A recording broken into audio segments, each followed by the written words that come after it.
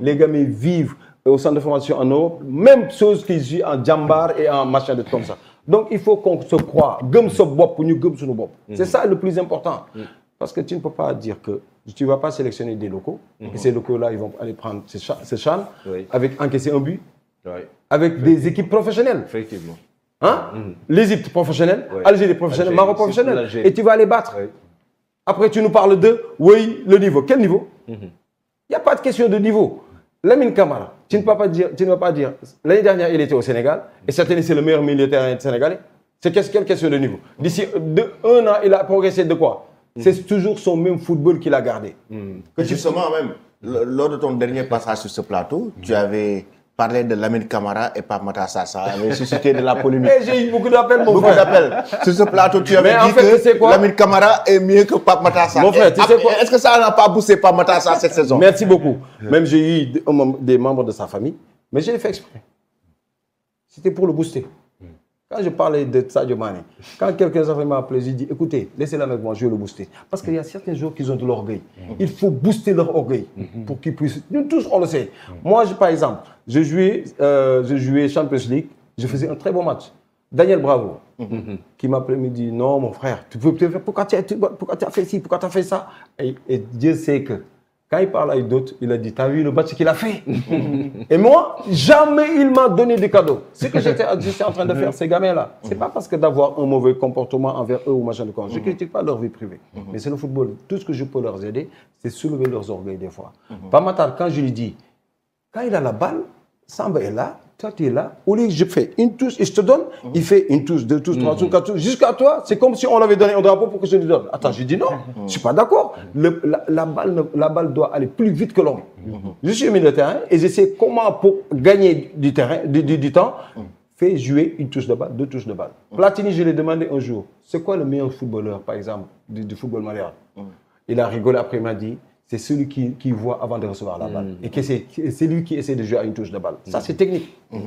Donc, Pape Matar Sarr, la façon comment il jouait, c'est là que j'ai critiqué.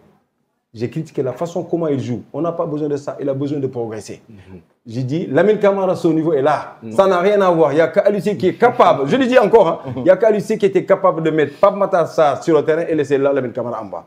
Il a un jeu court, il a un jeu long, et tu le vois, le gamin, regarde Lamine Camara comment il joue. Il est tout le temps sur ses pointes des pieds. C'est ce que les entraîneurs font. Pape Matar, il est jeune. Tu ne le vois pas faire de boxe-to-boxe, rarement. Et chaque fois qu'il le fait, Dieu sait qu'il a du rendement à le faire à Tottenham. Donc c'est moi, je dis, c'est 2 footballs différents par rapport à Lamine Camara. Vous avez tout à l'heure parlé de... Oui, allez-y, je t'en prie. Bon, ok, d'accord.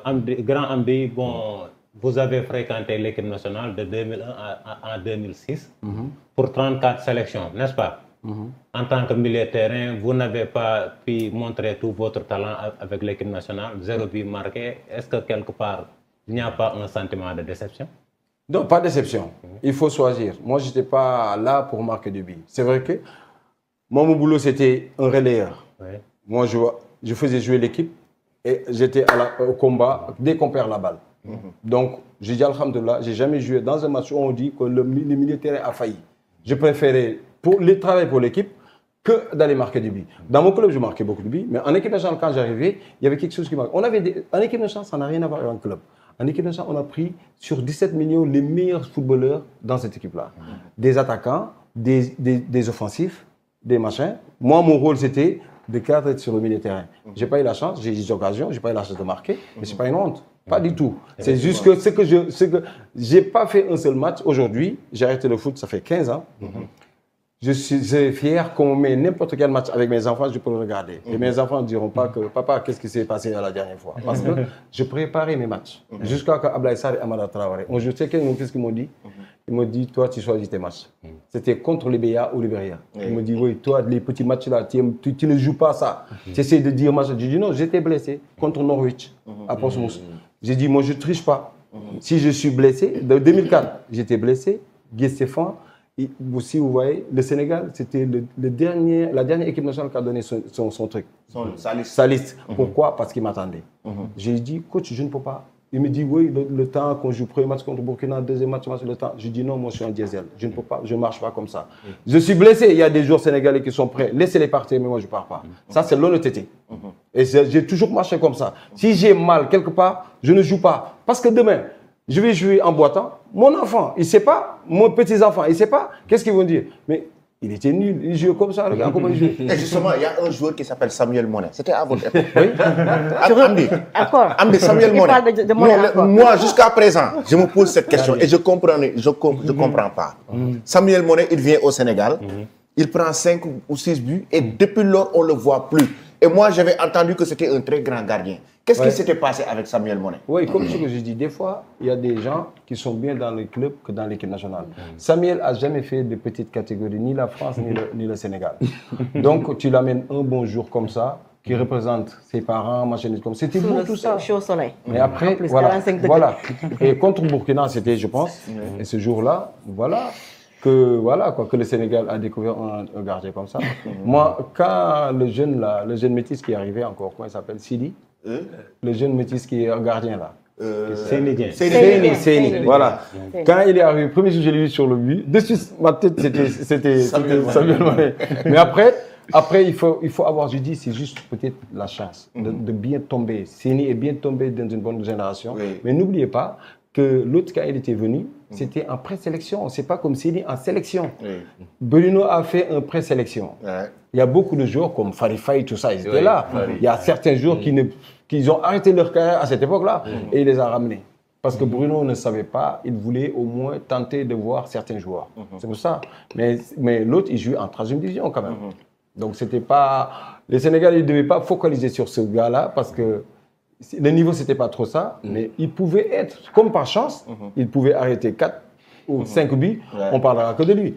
Parce qu'à l'époque, n'oublions pas, le premier gardien titulaire, c'était Omar Diallo. Avant Tony reprend ça. Donc c'était un petit peu va-et-vient, il y avait 3 gardiens. El Hadji Diouf et Fadiga. Moi, jusqu'à présent, certes, il y a eu un Sadio Mané très, très talentueux comme d'habitude. Hein, mais le talent de Fadiga, votre génération, il y avait des talents bruts, quoi. Pourquoi on ne voit plus ces gens de talent? Par exemple, comme un joueur comme El Hadji, avec le talent qu'il a. Pourquoi on ne le voit pas actuellement? Non, El Hadji, boy Jolof là. Il a appris à jouer dans des navetans, dans des machins, longtemps, de connaître qu'est-ce que ça veut dire le derby. Et qu'est-ce que ça veut dire? Humilier son adversaire ou d'essayer de le déstabiliser. El Hadji connaît ça. El Hadji, rien que ses paroles, il est à côté de toi, il te dit des choses. Si tu n'as pas bien mentalement, mais tu es foutu. C'est foutu, c'est comme ça il faisait. Donc lui, tu as beau lui dire, oui, racisme, machin, comme ça. Juste en Angleterre, là où on était. Mais là, il te dit des choses et tu es obligé de céder. Donc ces mentalités qu'il a aujourd'hui, c'est vrai que le football a changé. Aujourd'hui, on parle plus de discipline, des joueurs qui ne parlent pas. Les gens parlent de body langage. Tu n'as plus besoin de ça vient. Tu n'as plus besoin de ça. Tu n'as pas besoin de donne la balle. Tu n'as pas besoin de ça. C'est des gestes avec le body langage. Démarrage, machin. Tu vois maintenant, tous les gamins, c'est Motis et Bouskouji. Personne ne parle, mais c'est le langage.